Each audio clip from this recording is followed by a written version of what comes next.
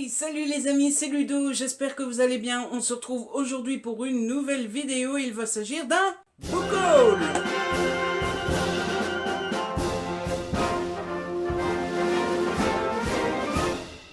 En effet, le mois de juillet est terminé et il est grand temps donc de faire un petit point sur ce que j'ai reçu ou acheté le mois précédent. Je sais, je vous ai montré petit à petit au fur et à mesure du mois tout ça dans les sels été, mais je me suis dit que tout le monde ne regardait pas les sels été, que certains d'entre vous aimaient bien le format book haul, et puis je vous ai demandé votre avis sur Instagram. N'hésitez pas à me suivre sur Instagram, vous savez que c'est là que je vous demande le plus souvent votre avis et vous avez été nombreux à me dire vas-y tourne le book haul tout de même, et donc je le fais.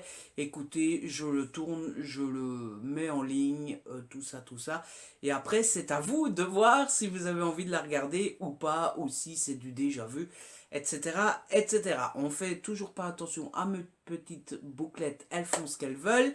Et dernière petite précision, de toute façon, ça ne me dérange pas de tourner le book haul. Déjà, c'est un genre de vidéo très chouette à tourner. Et en plus de ça, il sera très court. Voilà, allez, on donc ce mois-ci, j'ai de nouveau eu la chance de recevoir pas mal de services presse. Tout d'abord, un premier service presse d'une maison d'édition dont je n'avais encore jamais rien reçu jusqu'à maintenant. J'ai reçu la maison au milieu de la mer céruléenne de TG Clown aux éditions de Saxus. C'est la première fois donc que je reçois quelque chose de chez eux. En fait, pour être honnête, je leur avais demandé Crescent City, sauf que j'ai jamais eu de nouvelles de Crescent City, et donc bon bah j'étais passé à autre chose, hein, voilà. Et puis j'ai reçu un message un peu plus tard en mode désolé pour Crescent City, c'est trop tard, mais on vous met dans notre mailing, et donc j'ai reçu les mails pour les sorties du mois de juillet. Et dans les sorties, il y avait celle-là qui m'intéressait, et donc j'ai demandé. Je l'ai lu depuis, c'était trop méga trop cool, je devrais vous en parler dans un prochain C'est l'été.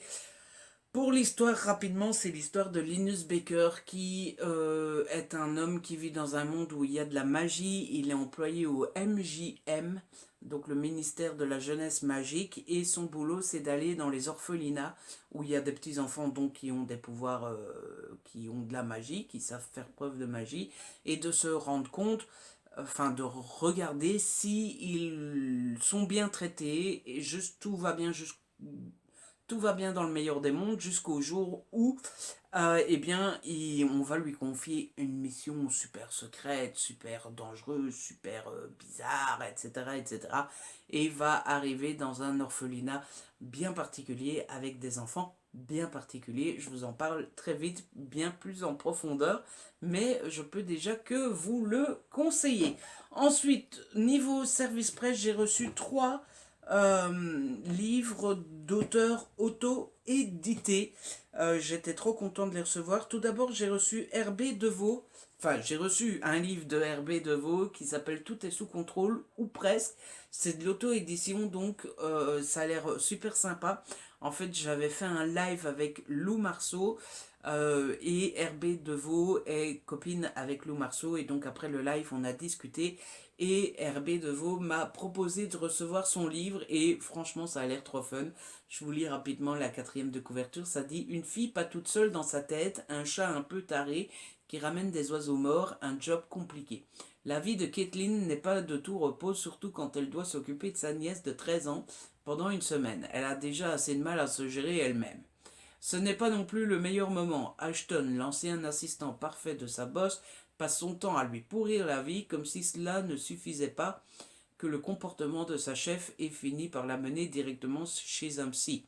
Entre Caitlin et Ash, est-ce qu'il y a plus qu'une rivalité puérile? La jeune femme va-t-elle survivre à une semaine en compagnie d'une adolescente boostée aux hormones? Damien le chat vaut-il vraiment tuer sa maîtresse? Ne vous inquiétez pas, tout est sous contrôle, du moins en apparence. Franchement, ça a l'air super fun. Donc j'ai hâte de pouvoir lire ça tranquillou, bilou. Et ensuite, c'est un petit peu plus habituel, puisque j'ai 2 autrices qui me font confiance et m'envoient à chaque fois leur ouvrage. Estelle Evry m'a envoyé deux romans, pardon. D'abord, elle m'a envoyé The Cupidon Brothers, je pense que c'est le tome 4, c'est cela, donc cette fois-ci, ça se concentre sur Andrea. Alors pour ceux qui connaissent pas encore la saga des Cupidon Brothers, c'est l'histoire de 7 frères qui sont tous des anges, qui sont tous des Cupidons, et on suit dans chaque tome un frère. Dans chaque tome, à chaque fois, on a leur histoire d'amour, hein, comme dans une romance classique. Et en fil rouge, on a l'histoire de ces gens, de ces anges qui sont arrivés sur Terre. On ne sait pas comment, on ne sait pas pourquoi, on ne sait pas, on ne sait rien. Et donc on a des petites révélations petit à petit. J'avais beaucoup aimé les 3 premiers tomes. Le premier reste mon préféré pour le moment. Et donc, eh bien, j'ai bien hâte de découvrir ce nouveau tome. Et je suis trop content qu'Estelle continue à me faire confiance et à m'envoyer ces petits romans. Et le deuxième qu'elle m'a envoyé, j'étais trop content aussi. Il s'agit de Million Dollar Sunset. Donc, c'est de Estelle Evry, mais coécrit avec Tamara Barliana. J'avais eu un gros coup de cœur pour le premier tome. Et donc voilà, j'ai très hâte de me lancer dans ce deuxième tome. Alors est-ce que je vais aimer autant que le premier? C'est la grande question, puisque eh bien, le premier tome était sur le schéma du je t'aime moi non plus, et vous savez que j'aime beaucoup ça. Ici, je suppose qu'on ne sera plus dans le même schéma, mais j'ai vraiment très hâte de découvrir ça. Et je vous tiendrai au jus, n'est-ce pas? Dès que ça sera lu. Au jus, dès que ça sera. Ensuite, j'ai fait un tout petit achat, un tout petit, ce mois-ci, puisque je me suis acheté bien bien cordialement votre employé complètement folle de vous de Caro Emmeline aux éditions HarperCollins en format poche. Je me le suis acheté un petit peu comme ça à l'aveuglette, sans lire le résumé, sans rien. Tout simplement d'abord parce que Caro est une amie, on parle très souvent sur Insta, elle est trop méga trop géniale, je vous conseille de la suivre. Mais en plus j'ai lu les 3 livres précédents de Caro et j'ai toujours plutôt aimé. Il y en a un que j'ai pas bien aimé, mais les 2 autres beaucoup. Et le dernier était un coup de cœur. Donc voilà, j'ai hâte de découvrir celui-là. Et j'espère juste qu'il fera partie plus du coup de cœur que de celui que j'ai pas aimé. Hein, forcément. C'est assez rare qu'on achète un livre en espérant ne pas l'aimer. C'est peu habituel, on va dire, hein, n'est-ce pas? Ensuite, toujours niveau livre, j'ai reçu des cadeaux. J'ai reçu des cadeaux. Et j'ai reçu des cadeaux de qui? De la Queen, de Nina. Nina, si tu passes par là. Nina, si tu je t'embrasse bien fort, t'es trop méga trop génial, t'es une amie en or. Je t'aime beaucoup. Et donc, en fait, j'ai regardé une vidéo de Nina en retard. Vidéo qui était un haul. Et donc, je lui ai envoyé un message en mode, bon, bah, je suppose que les livres que tu présentes dans ton haul, tu les as plus, hein, comme j'ai 2 mois de retard. Et elle m'a dit, bah ça dépend lesquels. Et donc je lui ai dit lesquels m'intéresseraient. Et j'avais comme projet de lui acheter. Voilà, de lui acheter, de lui payer les frais de port, etc. etc. Et elle m'a dit, tu sais quoi, Luno? C'est cadeau. Cadeau. Donc, bah merci, Nina. Et donc, elle m'a offert la trilogie. Alors, je dis la trilogie, mais je pense qu'il y a encore des tomes après. Des White Season de Christina Loren, qui sont des livres qui me tentaient beaucoup depuis un bon moment. C'est des Hugo, donc ça n'a rien d'étonnant. Et donc, bah, je suis super contente de les avoir reçus. Je ne sais pas, on aurait dit que je commençais une phrase, je ne sais pas du tout ce que j'allais dire. Voilà, tout va bien. Bref, donc j'ai reçu le premier tome Wild Season, la saison 1, qui est sous-titré Sweet Filthy Boy. Boy. Boy. J'ai reçu Wild Season, la saison 2, qui est sous-titré Dirty Worldy Things. I think. I think. Dirty Worldy Thing. Et j'ai reçu le Wild Season, saison 3, Dark White Night. Donc voilà, tous les 3 écrits par Christina Loren. Et en plus, ils sont beaux, je trouve les couleurs très belles.